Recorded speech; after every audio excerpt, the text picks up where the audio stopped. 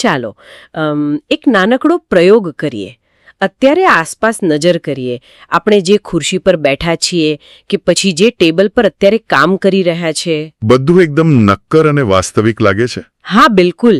અને બાળપણથી જ આપણને એવું શીખવાડવામાં આવ્યું છે કે આ દુનિયા જળ પદાર્થોની બનેલી છે, બધું જ ભૌતિક છે. સાચી વાત. પણ શું એવું બની શકે કે આમાંથી કશું જ એ રીતે અસ્તિત્વ ધરાવતું નથી જેવું આપણે માનીએ છીએ? અને આ જ આજનો આપણો વિષય છે. આ ઊંડાણપૂર્વકના વિશ્લેષણમાં સ્વાગત છે. આજનો આપણો ઉદ્દેશ વાસ્તવિકતાના મૂળભૂત સ્વરૂપને સમજવાનો છે. બરાબર. આજે આપણી પાસે ડોક્ટર બર્નાર્ડો કાસ્ટ્રુપના સંશોધનો છે. તેમનો એનાલિટિક આઇડિયલિઝમ પરનો બહુ મોટો ડેટા આપણી પાસે છે. અને સાચું કહું તો આ કોઈ હવામાં થતી ફિલોસોફીની વાતો નથી. ના, જરાય નહીં. આ ક્વોન્ટમ ફિઝિક્સ અને ન્યુરોસાયન્સના નક્કર પ્રયોગો પર આધારિત હકીકતો છે. એટલે જ ભૌતિકવાદ કેવી રીતે ખોટો સાબિત થઈ રહ્યો છે તે જાણવું દરેક જિજ્ઞાસુ મગજ માટે બહુ જરૂરી છે. તો ચાલો આને વિસ્તારથી સમજીએ. અહીં સૌથી રસપ્રદ વાત એ છે કે આપણી જે સાંસ્કૃતિક માન્યતાઓ છે ને અને આજના અત્યાધુનિક વિજ્ઞાન વચ્ચે બહુ મોટો તફાવત ઊભો થઈ ગયો છે. હા, આપણે એવું માનીએ છીએ કે બ્રહ્માંડ એ એક મોટી મશીન છે જેમાં ગ્રહો, તારાઓ અને પદાર્થો ગોઠવાયેલા છે અને આ જળ પદાર્થોમાંથી કોઈક રીતે જીવ અને ચેતના પેદા થઈ ગઈ છે. પરંતુ ડોક્ટર કાસ્ટ્રુપના સંશોધનો આખી વાતને ઉલટાવી નાખે છે. તેઓ સાબિત કરે છે કે ચેતના પદાર્થમાંથી નથી આવી, પણ પદાર્થ એ જ ચેતનાનું એક સ્વરૂપ છે. પણ એક મિનિટ, જો દુનિયા ભૌતિક નથી તો પછી સૌથી પહેલો અને સ્વાભાવિક પ્રશ્ન એ થાય કે આપણને આસપાસની વસ્તુ આટલી નક્કર કેમ લાગે છે? એ જ તો સૌથી મોટી ગેરસમજ છે. એટલે જો દિવાલ ભૌતિક નથી તો તેની સાથે માથું ભટકાડવાથી મને વાગે કેમ છે? આપણે તો હંમેશા એવું જ માનતા આવ્યા છે કે આપણી આંખો એક પારદર્શક બારી જેવી છે, જે બહારની દુનિયા જેવી છે તેવી જ આપણને બતાવે છે. બરાબર. પણ એવું જરાય નથી. જો આપણી આંખો અને મગજ દુનિયાને તેના અસલી સ્વરૂપમાં જોવાનું શરૂ કરે ને તો શું થાય ખબર છે? શું થાય? દુનિયામાં અનંત માહિતી રહેલી છે, જેને વિજ્ઞાનની ભાષામાં એન્ટ્રોપી કહેવાય છે. એટલે કે માહિતીનો અખૂટ અને અસ્તવ્યસ્ત ભંગાર. અચ્છા. ક્વોન્ટમ સ્તરે દરેક વસ્તુ અનંત તરંગો અને કણોની બનેલી છે. જો આપણું મગજ આ બધી જ વાસ્તવિક માહિતીને પ્રોસેસ કરવા જાય તો તેને એટલી બધી ઊર્જા જોઈએ કે મગજ જાણે ઓગળીને ગરમ સૂપ જેવું બની જાય. ઓહો, શું વાત કરો છો? એટલે મગજ ખરેખર ઓગળી જાય? હા, એ લોડ જ ન નહીં શકે. આ વાત તાર્કિક લાગે છે. હું એ જ વિચારતી હતી કે જો આપણા પૂર્વજો જંગલમાં કોઈ વાઘને જોઈને તેના ક્વોન્ટમ કણોની ગણતરી કરવા બેઠા હોત તો તેઓ ક્યારનાય વાઘનો શિકાર બની ગયા હોત. એકદમ સાચી વાત. એટલે કે ઉત્ક્રાંતિએ સજીવોને વાસ્તવિકતાનું સત્ય જોવા માટે વિકસિત જ નથી કર્યા. હા, પણ ટકી રહેવા માટે વિકસિત કર્યા છે, સર્વાઇવલ માટે. બિલકુલ. આને સમજવા માટે કમ્પ્યુટર ડેસ્કટોપનો અદ્ભુત ઉદાહરણ છે. જ્યારે કમ્પ્યુટર સ્ક્રીન પર તમને કોઈ ફાઇલ દેખાય છે ત્યારે તે સામાન્ય રીતે એક નાનકડું બ્લુ ફોલ્ડર હોય છે. હા, આપણે રોજ જોઈએ જ છીએ. પરંતુ વાસ્તવમાં કમ્પ્યુટરની અંદર ક્યાંય કોઈ વાદળી રંગનું બોક્સ નથી હોતું. અંદર તો લાખો માઇક્રોસ્કોપિક સ્વિચો હોય છે, વોલ્ટેજના ફેરફારો હોય છે. એટલે કે પેલું બ્લુ ફોલ્ડર માત્ર એક પ્રતીક છે, એક આઇકન છે. બરાબર. જો આપણે કોઈ ફાઇલ ડિલીટ કરવા માટે એ લાખો સ્વિચોને જાતે ઓન ઓફ કરવાની હોય તો આપણે ક્યારેય કમ્પ્યુટર વાપરી જ ન શકીએ. સાચું. આપણે ફક્ત એ આઇકન પર ક્લિક કરીએ છીએ અને કામ પૂરું થાય છે. આપણી આસપાસનું ભૌતિક જગત, આ ખુરશી, આ ટેબલ, તે બધું જ આવું એક યુઝર ઇન્ટરફેસ છે. અચ્છા. બીજું એક રસપ્રદ ઉદાહરણ વિમાનના પાયલટનું છે. કલ્પના કરો કે એક વિમાન ભયંકર વાવાઝોડામાંથી પસાર થઈ રહ્યું છે. બહાર ગાઢ વાદળો છે અને કશું જ દેખાતું નથી. ત્યારે પાયલટ કેવી રીતે વિમાન ચલાવે છે? તે અંદરના ડેશબોર્ડ અને મીટર પરથી ચલાવે? બિલકુલ. તે ડેશબોર્ડ સાચું છે. તે બહારના વાતાવરણની સચોટ માહિતી આપે છે. પણ ડેશબોર્ડ પર દેખાતો કાંટો એ પોતે બહારનો આકાશ નથી. આપણું ભૌતિક જગત એ આપણી ચેતનાનું ડેશબોર્ડ છે. આ તો એવી વાત થઈ કે કોઈ વ્યક્તિ અત્યંત રિયલ લાગતી વિડિયો ગેમ રમી રહ્યો હોય. ગેમમાં કાર દેખાય, રસ્તો દેખાય અને કાર રસ્તાની બહાર જાય તો ક્રેશ પણ થાય. હા, ગેમના પોતાના કડક નિયમો હોય છે. હા, પણ વાસ્તવમાં પાછળ માત્ર બાઇનરી કોડ ચાલી રહ્યો છે, 0 અને 1. હા, એટલે જ પેલી દિવાલવાળી વાતનો જવાબ મળી જાય છે, જો હું દિવાલ સાથે માથું ભટકાડું તો તમને વાગશે જ. હા, કારણ કે હું અને દિવાલ બંને એક જ ગેમના, એક જ વાસ્તવિકતાના નિયમોથી બંધાયેલા છે. નિયમો સાચા છે, પણ તેનું ભૌતિક સ્વરૂપ એ માત્ર સ્ક્રીન પરનું પ્રેઝન્ટેશન છે. એકદમ સાચું. દુનિયાના નિયમો મજબૂત છે, પણ દુનિયા પોતે જડ નથી. પરંતુ હજુ પણ મને એક શંકા છે. જો આપણી આંખો માત્ર ડેશબોર્ડ જ જોતી હોય અને દુનિયાનું અસલી સ્વરૂપ છુપાયેલું હોય, તો પછી આપણા અત્યાધુનિક મશીનો શું કહે છે? એટલે કે એટલે ભૌતિકશાસ્ત્રના પ્રયોગો તો વાસ્તવિકતાને માપી શકે છે ને? શું વિજ્ઞાન પણ આવા સાથે સહમત છે? હા, અને આ પ્રશ્ન આપણને સીધા ક્વોન્ટમ ફિઝિક્સ તરફ લઈ જાય છે. અને અહીં ભૌતિકવાદીઓ માટે સૌથી મોટો ફટકો છે. કેવી રીતે? લોકો માને છે કે ભૌતિકશાસ્ત્ર એટલે જડ પદાર્થોનો અંતિમ સત્ય તરીકે અભ્યાસ. પરંતુ છેલ્લા 40 વર્ષના ક્વોન્ટમ ફિઝિક્સના પ્રયોગો, જેના માટે તાજેતરમાં 2022માં નોબેલ પ્રાઇઝ પણ એનાયત કરવામાં આવ્યો છે. ઓહો, નોબેલ પ્રાઇઝ મળ્યું છે આને? હા, અને તે એક ચોંકાવનારી હકીકત સાબિત કરે છે કે લોકલ રિયલિઝમ એટલે કે સ્થાનિક વાસ્તવિકતા ખોટી છે. સરળ ભાષામાં કહું તો કોઈ પણ ભૌતિક વસ્તુ ત્યાં સુધી ભૌતિક સ્વરૂપે અસ્તિત્વ ધરાવતી જ નથી જ્યાં સુધી તેનું માપન કે નિરીક્ષણ કરવામાં ન આવે. એટલે કે જ્યાં સુધી ડેશબોર્ડ પર કોઈ મીટર રીડિંગ ન બતાવે ત્યાં સુધી તે વસ્તુ ભૌતિક જગ્યા રોકતી જ નથી. આ સમજવા માટે પેલો ક્વોન્ટમ એન્ટેંગલમેન્ટનો પ્રયોગ છે ને? હા, એલિસ અને બોબનો પ્રખ્યાત પ્રયોગ. હા, ધારો કે બે કણોને એકબીજા સાથે જોડીને અલગ અલગ દિશામાં મોકલવામાં આવે. એક કણ પૃથ્વી પર રહે અને બીજો છેક મંગળ ગ્રહ પર પહોંચી જાય.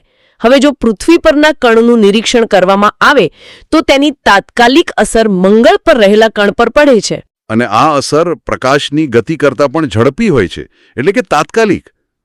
આલ્બર્ટ આઇન્સ્ટાઈન આનાથી એટલા પરેશાન હતા કે તેમણે આને સ્પૂકી એક્શન એટ અ ડિસ્ટન્સ કહ્યું હતું. હા, અમે સાંભળ્યું છે એમના વિશે. કારણ કે જો બંને કણો ભૌતિક હોય તો તેમની વચ્ચે માહિતીની આપ-લે થવામાં થોડો સમય તો લાગવો જ જોઈએ. બરાબર છે. આને સમજવા માટે પેલું ફૂટબોલ મેચનું ઉદાહરણ મને બહુ ગમે છે. કલ્પના કરો કે બે અલગ અલગ રૂમમાં બે ટીવી રાખેલા છે અને બંને પર એક જ લાઈવ ફૂટબોલ મેચ ચાલી રહી છે. હા. હવે જો એક ટીવી પર ખેલાડી બોલ લઈને ડાબી બાજુ દોડે છે તો બરાબર તે જ સેકન્ડે બીજા ટીવી પર પણ તે ખેલાડી ડાબી બાજુ જ જશે. બરાબર. અને કોઈ અણસમજુ વ્યક્તિ એવું માને કે એક ટીવી બીજા ટીવીને સિગ્નલ મોકલી રહ્યું છે એટલે આવું થાય છે. હા, પણ હકીકત એ છે કે બંને ટીવી એકબીજા સાથે કોઈ વાત નથી કરી રહ્યા. બંને માત્ર એક જ મૂળ ઘટના પોતપોતાની સ્ક્રીન પર દર્શાવી રહ્યા છે. એક્ઝેક્ટલી. ક્વોન્ટમ ગણો પણ આવા જ છે. તે કાચની નાની લખોટીઓ કે નક્કર પદાર્થો નથી. તો શું છે? વાસ્તવમાં તે બ્રહ્માંડના એક અદૃશ્ય ફિલ્ડમાં ઉઠતા પાણીના તરંગો જેવા છે. મૂળ વાસ્તવિકતા એ અદૃશ્ય ફિલ્ડ છે અને જ્યારે આપણે તેને માપીએ છીએ ત્યારે ડેશબોર્ડ પર તે આપણને કણ સ્વરૂપે દેખાય છે. આ બધું સાંભળીને તો મારું મગજ ચક્કર આવે ચડી જાય તેવું છે. અને મગજની વાત આવી જ છે તો ચાલો આ શંકાનો પણ ઉકેલ લાવીએ. કઈ શંકા? માની લીધું કે બહારની દુનિયા માત્ર એક ડેશબોર્ડ છે, એક ઇન્ટરફેસ છે, પણ આપણું પોતાનું મગજ? ભૌતિકવાદીઓ તો હંમેશા એવી દલીલ કરે છે કે બહારની દુનિયા ભલે ડેશબોર્ડ હોય પણ તે ડેશબોર્ડને જોનારી ચેતના અને વિચારો તો મગજની અંદર થતી રાસાયણિક પ્રક્રિયાઓમાંથી જ પેદા થાય છે ને. અને આ જ ભૌતિકવાદની સૌથી મોટી અને સૌથી નબળી કડી છે. ચાલો આ તર્કને કસોટી પર ચડાવીએ. ચાલો. જો મગજ ખરેખર ચેતના ઉત્પન્ન કરતું હોય, જેમ એક જનરેટર વીજળી ઉત્પન્ન કરે છે, તો સીધો નિયમ એ છે કે મગજની કામગીરી વધે ત્યારે અનુભવ અને ચેતના વધવા જોઈએ. હા, એ તો તાર્કિક છે. અને મગજની કામગીરી ઘટે ત્યારે વિચારો અને અનુભવો પણ ઘટવા જોઈએ.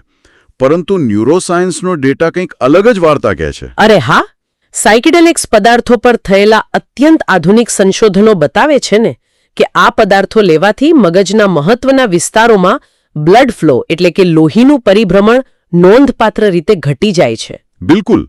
મગજની કામગીરી ધીમી પડી જાય છે. છતાં જે તે વ્યક્તિનો અનુભવ, તેના વિચારો અને તેની ચેતના ખૂબ જ સમૃદ્ધ, સ્પષ્ટ અને તીવ્ર બની જાય છે. અને મને ખ્યાલ છે ત્યાં સુધી આ માત્ર સાયકેડેલિક્સ પદાર્થો પૂરતો સીમિત નથી.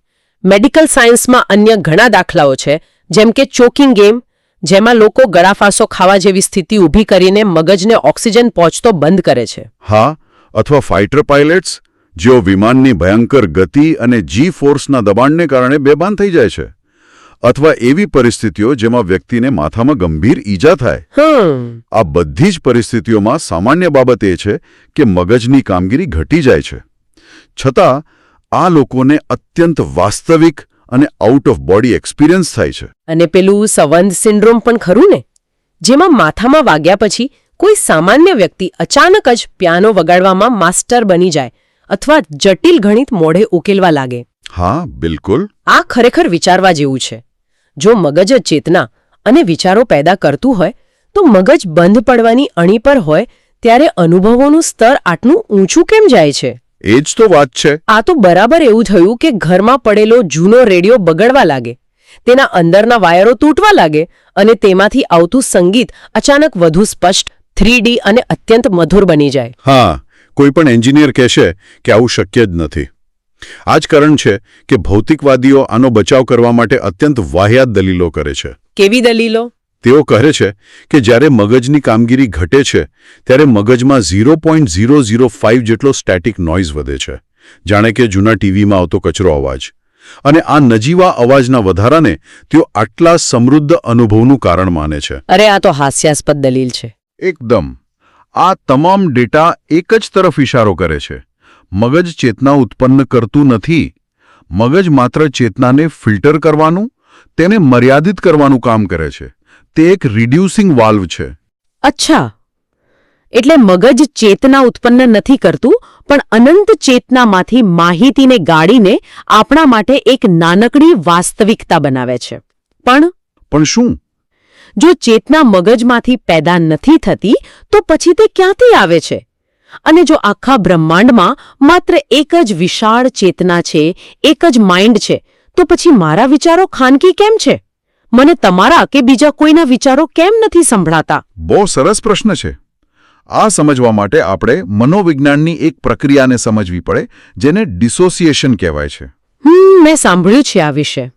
આપણે બધા એક જ યુનિવર્સલ માઇન્ડ એટલે કે સાર્વત્રિક મનના હિસ્સા છીએ, પરંતુ અલગ અલગ વ્યક્તિ તરીકે આપણે ડિસોસિએટેડ ઓલ્ટર્સ છીએ. એટલે શું? ડિસોસિએશન એટલે જ્યારે કોઈ એક જ મનનો અમુક હિસ્સો પોતાની જાતને બાકીલા મનથી સંપૂર્ણપણે અલગ પાડી લે અને પોતાની એક અલગ સીમા બનાવી લે. જેમાંનું એક વ્યક્તિત્વ સંપૂર્ણપણે અંધ હતું. જ્યારે આ મહિલા એ અંધ વ્યક્તિત્વમાં આવતી ત્યારે તે કશું જોઈ શકતી નહોતી. અને સૌથી મોટી વાત એ હતી કે વિજ્ઞાનીઓએ તેના મગજનું EEG સ્કેન કર્યું હતું.